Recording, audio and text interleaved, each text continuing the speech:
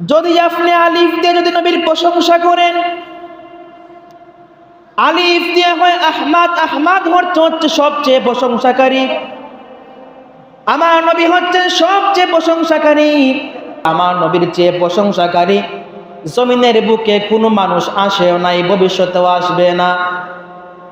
যদি আপনি বা দিয়ে নবীর প্রশংসা করেন, বা দিয়ে হবে বাশির, বাশির অর্থ হচ্ছে সুসংবাদ দানকারী, আমার নবী হচ্ছে সুসংবাদ দানকারী।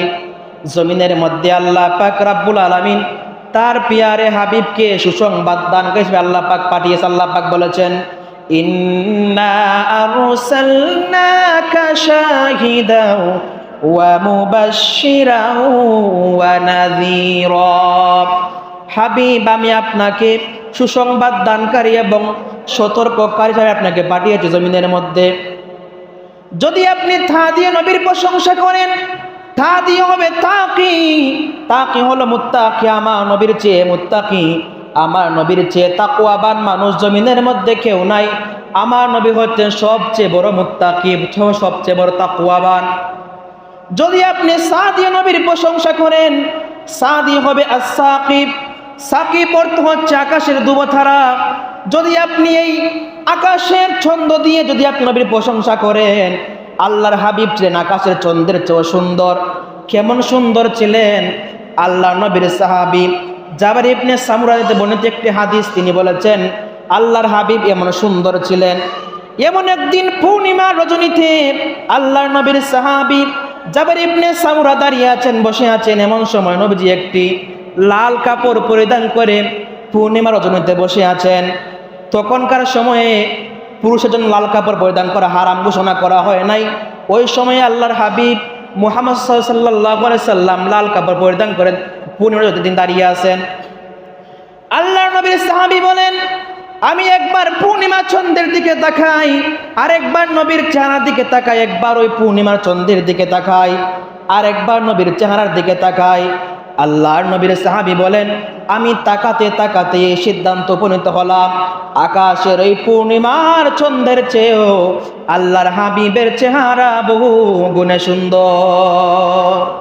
নবীর সাহাবী বলেন যে আমি একবার পূর্ণিমা চন্দ্রের দিকে তাকাই, আরেকবার নবীর চেহারার দিকে তাকাই। আমি তাকাতে তাকাতে এই সিদ্ধান্তে পৌঁছলাম যে আকাশের ওই পূর্ণিমা চন্দ্রের চেয়েও আল্লাহ নবীর চেহারা হাজার গুণে সুন্দর। সুবহানাল্লাহ। এখন যদি আপনি সা দিয়ে নবীর প্রশংসা করেন, সা দিয়ে হবে as-সাকিব, আকাশের দুবতারা, আকাশের দুবতারার চেয়ে কিন্তু আল্লাহর হাবিবের চেহারা বহু গুণে সুন্দর। এখন যদি আপনি জিম দিয়ে নবীর প্রশংসা করেন, জিম দিয়ে হবে জামিল, জামিল অর্থ সুন্দর। আল্লাহর হাবিব কেমন সুন্দর ছিলেন? আম্মা জান আয়েশা সিদ্দিকা রাদিয়াল্লাহু তাআলা বললেন, জগতের মানুষ, আমার প্রাণপ্রিয় স্বামী মুহাম্মদ সাল্লাম কেমন সুন্দর ছিলেন। ইয়াকুব নবীর সন্তান ইউসুফ আলাইহিস সালামকে আল্লাহ পাক রাব্বুল আলামিন দুনিয়ার অর্ধেক সৌন্দর্য দিয়েছিলেন। তখনকার সময়ে মিশরের রমণীরা ইউসুফ পয়গাম্বরকে দেখিয়া জুলাইখার সঙ্গী সাথীরা হাতের ফল কাটতে গিয়ে আঙ্গুল কেটে ফেলেছিল। আয়েশা রাদিয়াল্লাহু বলেন, জগতের মানুষ, যদি ওই সময় যদি জুলাইখার সঙ্গী সাথীরা, যদি ওই সময় মিশরের রমণীরা যদি ওই ইউসুফ পয়গাম্বরকে না দেখে আমার প্রাণপ্রিয় স্বামী মুহাম্মদ সাল্লাল্লাহু আলাইহি সাল্লামকে দেখতো, তাহলে আঙ্গুল নয় কলিজা কেটে ফেলতো, তবুও তারা একটু সময়ের জন্য টের পাইতো না। তিনি বলেন যে ওই সময়ে জুলাইখার সঙ্গী সাথীরা ইউসুফ পয়গাম্বরের সৌন্দর্য দেখে, তার চেহারা দেখে, তাদের হাতের ফল কাটছে কিনা আঙ্গুল কাটছে তা বলতে পারতেছে না। তো তিনি বলতেছেন, যদি ওই সময় জুলাইখার সঙ্গী সাথীরা ইউসুফ পয়গাম্বরকে না দেখে নবীজিকে দেখতো, তাহলে আঙ্গুল নয় কলিজা কেটে বলতো। সুবহানাল্লাহ। তাহলে দেখেন যে নবীজি কেমন সুন্দর ছিলেন। এখন যদি আপনি খা দিয়ে নবীর প্রশংসা করেন, খা দিয়ে হবে খাতামুন নবীন, আমার নবী হচ্ছেন খাতামুন নবীন, নবীর পরে আর কোন নবী আসবেন না। নবুয়তের দরজা বন্ধ হয়ে গেছে। আল্লাহ পাক বলেছেন, মা কানা মুহাম্মাদুন আবা আহাদিম মির রিজালিকুম ওয়ালাকির রাসূলুল্লাহি ওয়া খাতামান নবিয়্যিন। আল্লাহ পাক রব্বুল আলামিন বলেন যে আল্লাহর হাবিব হচ্ছেন, তার দ্বারা নবুয়তের দরজা আল্লাহ পাক বন্ধ করে দিয়েছেন, তিনি হচ্ছেন সর্বশেষ নবী। তারপরে আর কোনো নবী আসবেন না। এবার যদি আপনি দান দিয়ে নবীর প্রশংসা করেন, দান দিয়ে হবে ওয়াদাইয়ান ইলাল্লাহি বিইযনিহি ওয়া সিরাজাম মুনীরা। যদি আপনি জাল দিয়ে নবীর প্রশংসা করেন, জাল দিয়ে হবে যাকিয়ুন, অর্থ মেধাবী। নবীজি কেমন মেধাবী ছিলেন? বর্তমান যুগে এই যে আমরা বিভিন্ন বৈজ্ঞানিক তত্ত্ব দেখতে পাই, ১৫০০ বছর আগে নবীজি যে বিষয়গুলো বলে গিয়েছেন, দেখবেন যে অনেক বিষয় বর্তমানে মিলে যায়। নবী হচ্ছেন সবচেয়ে বেশি মেধাবী। এবার যদি আপনি রা দিয়ে নবীর প্রশংসা করেন, রা দিয়ে হবে রাহমাতাল লিল আলামিন। আমার নবী হচ্ছেন গোটা আলমের জন্য রহমত। যদি আপনি রা দিয়ে নবীর প্রশংসা করেন, কি হবে? রাহমাতাল লিল আলামিন। তিনি হচ্ছেন গোটা পৃথিবীর জন্য রহমত, গোটা আলমের জন্য, পৃথিবী নয়, তিনি হচ্ছেন গোটা আলমের জন্য রহমত। সুবহানাল্লাহ। এবার যদি আপনি যা দিয়ে নবীর প্রশংসা করেন, যা দিয়ে হবে জাইরুল জান্নাহ, জান্নাত ভ্রমণকারী। নবীজি দুনিয়া থাকতে তিনি আল্লাহ পাক তাকে মেরাজে নিয়েছেন, মেরাজে গিয়ে তিনি জান্নাত ভ্রমণ করেছেন। অন্য কোনো নবীর ক্ষেত্রে সাহস, কোনো ক্ষমতা হয় নাই যে জান্নাত ভ্রমণ করা, কিন্তু আল্লাহর হাবিব মুহাম্মদ সাল্লাল্লাহু আলাইহি সাল্লাম জান্নাত ভ্রমণ করেছেন। সেই জন্য যদি আপনি যা দিয়ে নবীর প্রশংসা করেন, যা দিয়ে হবে জাইরুল জান্নাহ, অর্থাৎ জান্নাত ভ্রমণকারী। এবার যদি আপনি সিন দিয়ে নবীর প্রশংসা করেন, সিন দিয়ে হবে সাইয়্যিদুল বাশার, অর্থাৎ মানুষের মধ্যে, বাশারের মধ্যে আমার নবী সর্বশ্রেষ্ঠ।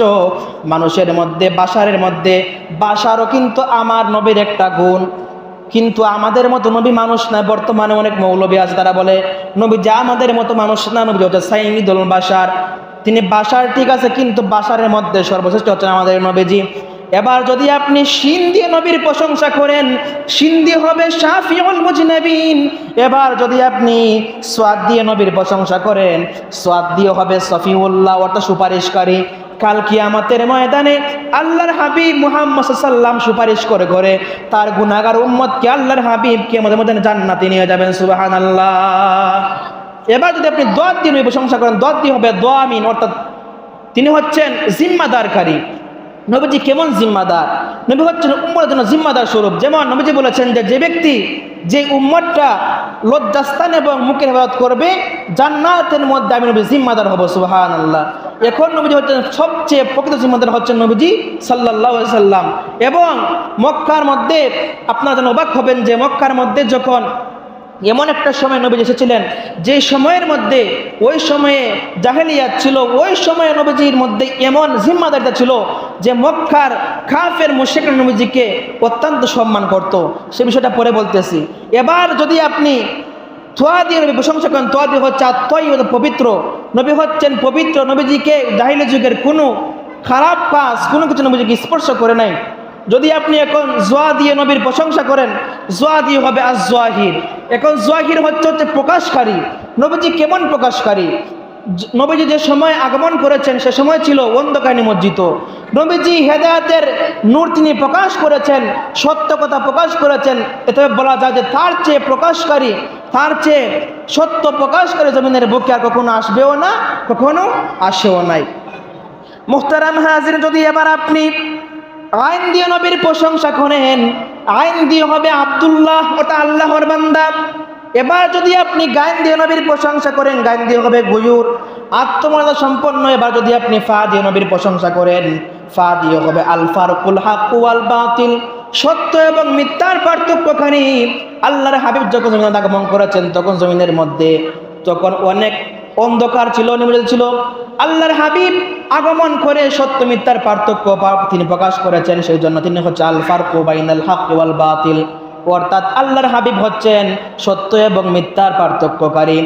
এবার যদি আপনি কাফ দিয়ে নবীর প্রশংসা করেন, কাফ দিয়ে হলো কারিউল কুরআন, অর্থাৎ বিশুদ্ধ তেলাওয়াতকারী। আমার নবীর তেলাওয়াত কেমন ছিল? মক্কার কাফের মুশরিকরা সারাদিন নবীজির সঙ্গে দুশ্মনী করত, তা নবীজিকে অত্যাচার করত, নিপীড়ন করত। কিন্তু যখন রাত্রি হয়ে যেত, আবু জেহেল পর্যন্ত কাবা ঘরের পাশে গিয়ে গিয়ে ওই নবীজির তেলাওয়াত শুনতো। নবীজির তেলাওয়াত মধুর ছিল। তখনকার সময়ে অনেক কাফের মুশরিকরা আল্লাহর হাবিবের তেলাওয়াত শুনে, অনেক কাফের মুশরিকরা সঙ্গে সঙ্গে নবীজির হাত ধরে মুসলমান হয়ে যায়। সুবহানাল্লাহ। তিনি হচ্ছেন কারিউল কুরআন, বিশুদ্ধ তেলাওয়াতকারী। নবীজির কণ্ঠ কিন্তু সুন্দর ছিল, তিনি এরপরে তিনি হচ্ছেন বিশুদ্ধ তেলাওয়াতকারী। আমাদের সমাজে দেখবেন যে অনেক কারি আছেন, তাদের তেলাওয়াত অনেক সুন্দর, শুনলে মন জুড়িয়ে যায়। এখন যেই নবীজি হচ্ছেন সব কারীদের চেয়ে কারি কেন সব কিছুর শ্রেষ্ঠ হচ্ছে আমার নবীজি, তার তেলাওয়াত কেমন হবে? তিনি হচ্ছেন কারি উল কুরআন, অর্থাৎ সবচেয়ে বিশুদ্ধ তেলাওয়াতকারী। যদি আপনি খাফ দিয়ে নবীর প্রশংসা করেন, খাফ দিয়ে হলে কাফিউল উম্মাহ, অর্থাৎ উম্মতের জিম্মাদার, উম্মতের অভিভাবক। এবার যদি আপনি লাম দিয়ে নবীর প্রশংসা করেন, লাম দিয়ে হবে লাইমুশ শাইতান, অর্থাৎ শয়তানের, অর্থাৎ তিনি হচ্ছে শয়তানের নিন্দাকারী। যদি আপনি মিম দিয়ে নবীর প্রশংসা করেন, মিম দিয়ে হবে মুহাম্মদ, মিম দিয়ে হবে মাহফুজ, মিম দিয়ে হবে মসজিদ, মিম দিয়ে হবে মুজাম্মিল, মিম দিয়ে হবে মুদ্দাসির, মিম দিয়ে হবে মুস্তাফা সাল্লাল্লাহু আলাইহি সাল্লাম। সেই জন্য যদি আপনি মিম দিয়ে নবী প্রশংসা করেন, মিম দিয়ে আল্লাহর হাবিবের অনেকগুলো প্রশংসা হয়। এবার যদি আপনি ওয়াও দিয়ে নবীর প্রশংসা, এবার যদি আপনি নুন দিয়ে নবীর প্রশংসা করেন, নুন দিয়ে হবে নাজির, তিনি হচ্ছেন সতর্ককারী। আমি বলেছি আগে, ইন্না আরসালনাকা শাহিদাও ওয়া মুবাশশিরাও ওয়া নাযীরা, আল্লাহর হাবিব সতর্ককারী। এবার যদি আপনি ওয়াও দিয়ে নবীর প্রশংসা করেন, ওয়াও দিয়ে হবে ওয়াকিল, ওয়াকিল অর্থ হচ্ছে তত্ত্বাবধায়ক। এবার যদি আপনি হা দিয়ে নবীর প্রশংসা করেন, হা দিয়ে হবে হাদিউল আলিম, অর্থাৎ তিনি হচ্ছেন গোটা জাহানের জন্য হেদায়েত স্বরূপ। এবার যদি আপনি হামজা দিয়ে নবীর প্রশংসা, হামজা দিয়ে যদি প্রশংসা করেন, হামজা দিয়ে হবে আল আমিন, আল্লাহর হাবিব ছিলেন আল আমিন, বিশ্বাসী। তৎকালীন সময়ে মক্কার কাফের মুশরিকরা আল্লাহর হাবিবকে এত সম্মান করেছিল, আল্লাহর হাবিবের বিশ্বস্ততা দেখে তারা আল আমিন বলে দিয়েছিল, সেই জন্য তিনি হচ্ছেন আল আমিন। এবার যদি আপনি ইয়া দিয়ে নবীর প্রশংসা করেন, ইয়া দিয়ে হবে ইয়াসিন।